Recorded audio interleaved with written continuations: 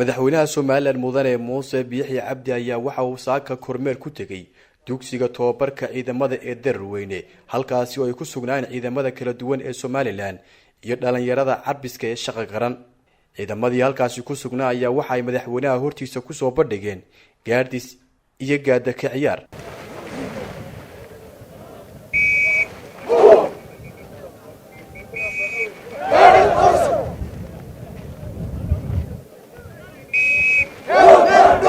madaxweyne Biixi oo madasha ka hadlay ayaa waxa uu khudbad iyo dardaaran u jeediyay ciidamadii kala duwanaa ee goobta ku sugnaa waxaana hadaladiisii kamid ahaa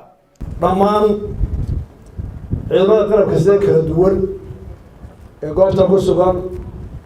aad iyo aad baan u hambalyeynaya sharaftooda iyo diyaargarowgooda. waxaan si gaara u salaamayaa dhalinyarada ku soo biiraysa ciidamada iyo kuwa qaadanaya shaqada qaran maadaama aynu kuliyad joogno maanta hadalkeena wuxuu badnaan doonaa tababarka iyo macnaha kuliyadda iyo ciidamadu waxay yihiin. waxaan si gaar u soo dhaweynayaa oo maanta xusuus badan in dafcadda koowaad ee leyli sarkaal ay yihiin kuwii koowaad ee ka baxaya dalka gudihiisa ku qaadanayo xidigo oo sarkaalnimaha ku gaarhaya dalka gudihiisa inay yihiin oo nasiibu hore waa taariikh waan ku hambalyeynaya. waxaa intaa usii dheer waa markii horreysay ee gabdho Soomaaliland ah tiradoodu ay badaan 10 gabdhood oo naftooda u soo horay inay qaataan tababar leyli sarkaal oo ciidamada ah oo intii la maray ayaba ayna dhamaysteena aad iyo aad baan u hambalyeynaya waan soo dhaweynayaa. ciidan weynahana waxaan ka rabaa iyo saraakiisha guud in hablaha ay ku meel maraan aqoontooda iyo kartidooda ee aan lagu xadlin waa dumar. waxaa kaloo soo dhaweynayaa ardayda shaqo qaran oo xanuunkan jira awgood aanay suurtoobin xafladihii lagu soo dhaweyn jiray iyo ka qaybgalkii laga geli jiray shaqadooda oo muddada tababarka ku dhammaatay intii xanuunkani jiray. waxaan ku hambalyeynayaa adkaysiga ay u dhabar adeygeen in muddadii 3 bilood ahayd ee ay joogeen aanu qof qori ka soo bixin xidhooda iyaga oo raacaya tilmaamaha caafimaadka. waxaa ka muuqata inay yihiin aqoon-yahan qaadanaya tababar ciidan iyagana aad iyo aad baan soo dhaweynayaa. waxaan ku hambalyeynayaa tababarkiini hadda inuu gabagaba yahay oo bishan May markay dhammaato ta kale awalkeeda laydin xidhi doono iyagana taasaan kusoo dhaweynaya. intaa hordhaca markaan dhaafo halkan maanta aynu joognaa waa xero askari waana meel askarta lagu tababaro kooda aliflaha iyo sarkaalkooda iyo shaqo qaran waxaanay koobsatay dhammaan shaqadii loo odhan jiray askarnimada. maanta ciidamadii loo leeyihiin iyo taliyaashoodii booliis taliyada asluubta kii xeebaha askarinimo dadku rayaal badan bay kala haysta askarinimo caalamiyan iyo inagu markii aynu sharaxnay waxaa la isku raacay inuu askarinimadu tahay kelmaddaas. horta erayga askari marka hore waa urdu oo waxay noo keenay markii ay baadeen isticmaal ayuu nagu soo biiray malaha turkina uu ka sii horreeyay inuu erayga lahaa. haddaba askarinimo aynu qaadanaynaa oo ah fikrad ama mabda askarinimo sida ay ula mid tahay macallinnimo dhakhtarnimo looyarnimo waa shaqo. shaqooyinkaasi dalka waxay u qabtaan iyo ummadda shaqooyin kala gaara oo dhammaan ummaddu u baahan tahay mid walibana wuxuu leeyahay muddaantiisa.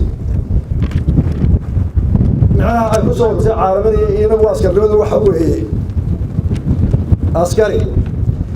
askari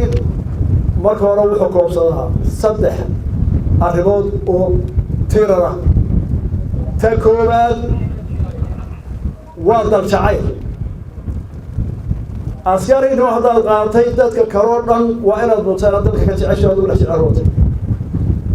2 waa geesinimo iyo ciduna waa geesi dhakhtarku yahay maanta xanuunkaa jira laga baqayo dhakhtarku laabtuu dhigayaa qofkii cudurkaa fiiray uu bareeraya. macallinku waa geesinimo oo jahal ula dagaalamaya oo dhibaato wuxuu marayaa inuu dadkiis ka saaro aqoon darrada. laakiin askariga maxaa u dheer waa geesinimo iyo naf horid wada socda. askarigu geesinimada wuxuu ku darayaa naftiisa wuxuu u hurayaa inay inta kala badbaado marka waa tiirka labaad tiirka saddexaad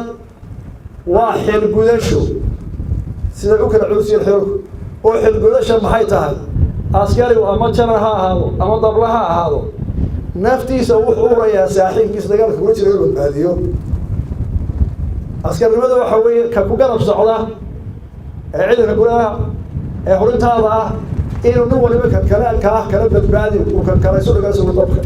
yigeen saddexdaa tiir ayuu askarigu ku soo ururaya tiir uu taagan yahay oo mid walba ay ka farcamayso buugaag badan iyo duruus badan iyo aqoon badan oo fara badan oo keenta oo antii la dibaray sarkaal maxaa tahay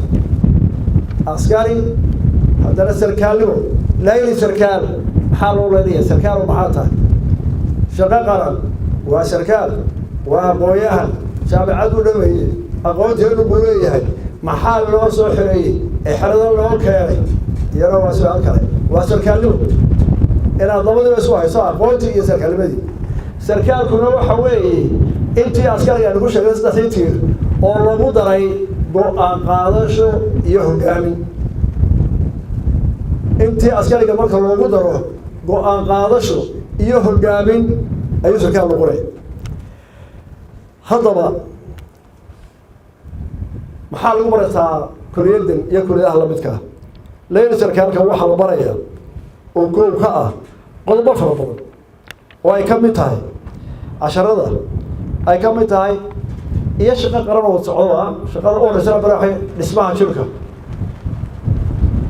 iyo maskaxda labadaba in laga dhiso laba in la baro xakamaynta naftiisa xaaladaha kala duwan bini aadamku xaalado kala duwan buu maraa wuu caroodaa wuu gaajoodaa wuu bukoodaa wuu farxaa abiye wax u helaayo marmarka qaarkood waa kibraa waxa weeye waxaa lagu barayaa xakamaynta naftaada xaaladaha kala duwan si aad u hoggaamso dadka marka ay jiraan xaaladaha kala duwan waxaa la barayaa oo duruusta ay barteen ka mid akaabada lagu bartaa inaad u rogto dhaliishaada marka aad qaldanto qof kasta wuu qaldamaa bini aadmi baynu nahay ma jiro qof toosan kolkaa marka uu qaldamo ninka askariga ah waxaa loo tababaraa inuu qaladkiisa u rogo guul ereyada ka mid ah afafka askarta oo dhan adduunka waxaa kamid a diiba gurasho xeer dagaaleed retreatment oo ah khalad baa dhacay cadowgii waxbu ah ama afrid ku keenay waa inaad ku dadaashaa inaad qaladkaa u rogto saxiib iyo guul inaad ku gaadho waxaa kale oo halkan lagu tababaraa askarta saraakiisha halkan waxaa laga qaataa in guusha aad gaadha aanad ka qaadin faan iyo istustus ee guusha aad gaadhaa aad u aragta inay tahay waajib aad gudatay oo aanad u baahdan in laguga ammaano iyo inaad ku kibirta midna askarnimada waxaa laga kororsadaa dal iyo dad aqoon waayo dalka oo dhan baa u siman nooc dadka o dhan way iska yimaadaan dalka oo dhan markaa dad iyo dad aqoonna waa iska korey intaasoo dhan waxaa lagu tababarayaa inaad hubiso difaaca dalka iyo inaad ka guulaysto cadowkaa soo horjeeda intaa waxaa u dheh oo ciidamadana si gaar loogu tababaraa xaqdhowridda shacabka iyo noloshooda iyo hantidooda xallinta khilaafyada iyo dhisidda nabadda si loo gaadho horumar dhinac walba horumar dhaqaalena gaari maayo haddaana askarigu nabadda xasilin oo aanu dhisin oo aanu dhibada u taagin horumar guud la gaari maayo ugu dambayn halkan waxaa lagu bartaa higsiga berrinta somalilan tan maanta ka wanaagsan iyada oo aan la iloobeyn wixii shalay dhacay haddaad raadiso uun berrinta oo wacan oo waxyaalaha qaarkood aada laacdo hirarka laacaad iska laacdo adoo iloobay wixii shalay ku soo maray iyo wixii dhacay khalad baad gelaysaa marka waxaa lagu tababaraa halkan qofku inuu horumarka noloshana higsado isla markaana uu og yahay wixii soo dhacay shalay uu labada isku xidho markaasuu noqon karaa sarkaal markaasuu noqon karaa askari markaasuu noqon karaa muwaadin dalkiisa iyo dadkiisa anfaca oo waxa loo qabtaa ilaa uu dhiig cas ku saxeexo horumarka dalkiisa shaqo qaran intaa aan soo sheegay waa laydin dulxaadiyaa dulxaadis baa ku barataa waayo waxaa laydiin tirinayaa shaqo qaran marka hore inaad dad aqoon la tihiin maskaxdoodu ballaaran tahay u baahan inaad fahamtaan ama aada guudmar ku samaysaan habdhaqanka iyo sida askartu iyo askarnimada loogu shaqeeyo oo aad ku tala gashaan marka laydiin baahdo dalkiina inaad la mid noqoto sarkaalkii aad isku-galaaska ahaydeen ee isagu qaatay inuu noqdo militariga inaad la mid noqoto waxa kale oy ka faa'iido tahay shaqo qaran oo adduunka oo dhan ma sameeya waynu ognahay oo dalkeenu baryaha dambe duruufaha jira dhaqaalaha awgeed qof waliba deegaankiisa ku nool ma jirto shaqooyin iyo warshado waaweyn oo dadkaas ku dhex gala ma jiro bulshada dhex gasha oo inta badan soo gaadha in yar mooyaane markaa markuu qofkii ardayga ahaa wiil iyo gabarba uu magaaladii uu ku dhashay ka galay elementariga ka dhameeyey sulka dhexe uu ku dhameeyey secondariga haddana uu jaamacaddii ku dhameeyey uu qof weyn yahay oo laga yaabo inuu reeriya carruur yeesho laga yaabo inaan deegaankiisii dhaafin waa dhibaato inteeda leeg markaa shaqo qaran muddada yar la isugu keenay waxa kow ka ah inaad isdhex gashaan inaad isbarataan inaad fikirkiina iyo sidaa wax u wadi lahaydeen isla fahamtaan waayo maxaa la isu kiin barayaa maxaa la isu kiin darayaa haddii alla yidhaahdo muddo dhow oo berrita ah waxaa noqonaysaan madaxdii dalkan waxaa noqonaysaan madaxweynihii iyo wasiiradii iyo dhakhaatiirtii iyo safiiradii iyo looyradii iyo tujaartii iyo qaarkiin sanaadiri noqon laga yaaba iyo culimada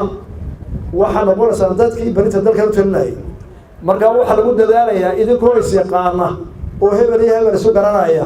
oo doodi kara oo dal hogaamin kara oo iswada yaqaana oo deegaan walba garanaya inaad berrinta noqotaan madaxdii dalka oo hubaana wixii nool inaad noqonaysaan berrinta dayartiinani kuwa dalka hogaaminaya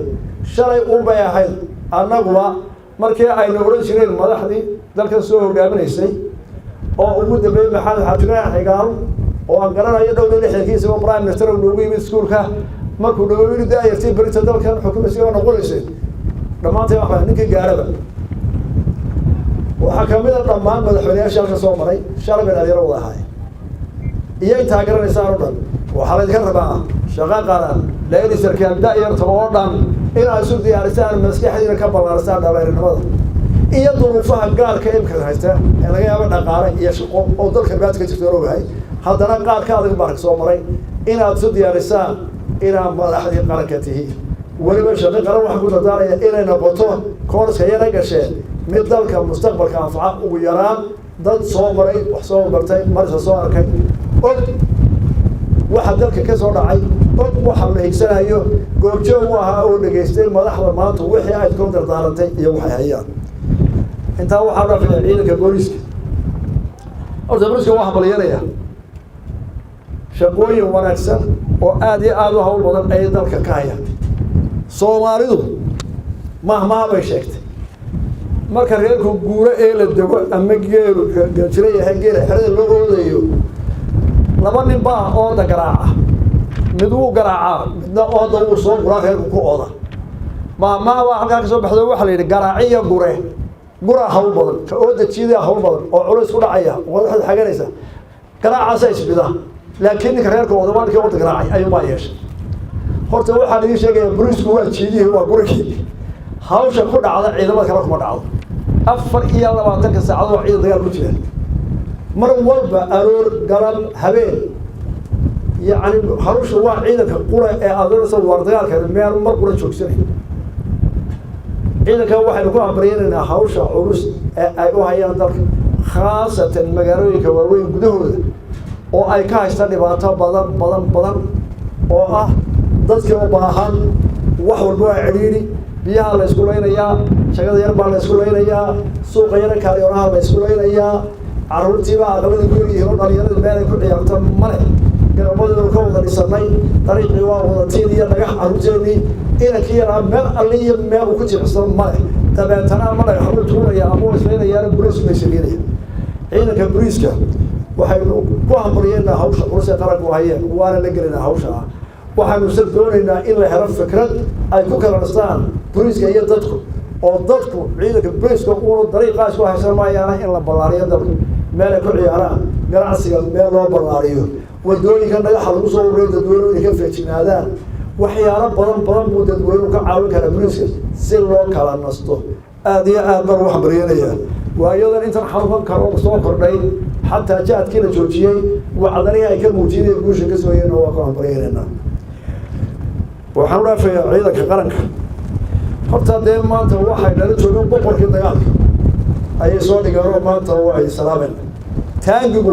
waa boqorka dagaalka la yidhaahdo marka ciidamada laga hadlaayo markuu taangista ninku yahay cid way ka baydhaa duuliyaha diyaaraddu ka baydhaa ka marka kooda waa ka baydhaa ka infantariga waa ka baydhaa boqorka dagaalka la baxeen waana yihiin waayo dagaalku dhan wuxuu kusoo raacada waa inaad jebiso goobta la isku hayo inaad ka qabsato taangigu ma qaban kara dhulka oo ciidanka infantariga la socdo infantariga la socon maayo haddaanu taangu jibaaxayn cadowga iyo caqabada u dhigay miina ha ahaato bohon ha ahaato dhisma ha ahaato isagaa u jeexa ciidanka waddada sidaa darteed waxaan ku amrayanaa maanta inaanu la kulannay qayb ka mid a boqorkii dagaalka iyo teknikadii oo socda dhammaantoodna waa amrayanaa ciidanka waxay u yihiin iyo qarankana horaa loo sheegay in ay yihiin ciidanka qaranku waxa dalka deyrka iyo mustameedka waa hayr daaways ana waa ku amraynaya maanta halkan waxaan u yimid maadaama xanuunkan jira corona awgeed aynaan u samayn karin dowlatus ciidan oo ciidamada midwalkiis ku dhagaaday waxaanu ogaanay inaanu u nimaadno oonu door bidnay inay joogaan ardaydii ku habboonayd in ay matalaan ciidamada ee soo koraysay hadday yihiin laylasa kaale shaqaraba iyo guto ka mid a gutooyinka ciidanka oo qolada taangistaha iyo tiknikada ugu horeeyaan oo ahaa kugu diyaar garoobayay inay maraan sanadkan suuqyada magaalada oo aanay suurtoobeyn xanuunka awgii waxaan ku amraynaa booliisku dadaalka badan iyo tiknikada cusub ay soo kororsadeen ee u soo diyaar garoobeen nabadgelyadii xajintoodii ciidankooda quruxda badan iyagana waa ku amraynaa diyaar garooba dhammaanteen waan idin hambalyaynayaa waan idin ducaynaynaa waxay noo dardaarana dal jacayl geesinimo nafurid leh iyo xilgudasho haddii ciidamada la yahay iyo qof kastoo muwaadinaba waana mahadsantihiin wasalaamu calaykum waraxmatullahi wabarakaatu